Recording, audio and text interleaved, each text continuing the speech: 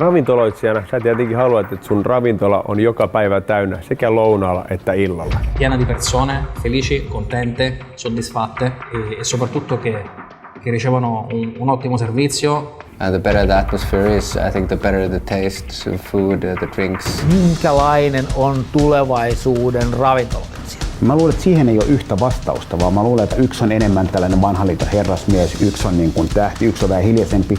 Niitä tulee alan ulkopuolelta, koska siihen liittyy niin paljon. Halu tehdä jotain hienoa, halu ajatella asiakasta, halu yllättää, niin kuin rakkaus ruokaan. You really need to be passionate and you really need to love what you're doing in order to reach the goal. Essere un ristoratore, avere capacità gestionali, capacità di visione. Olkoon konsepti mikä tahansa, niin suosio mitataan sillä, että se ravintola on täynnä joka päivä. Ja siinä päivänä, kun sä et halua antaa tälle 110 pinnaa, niin polta tää rotsi.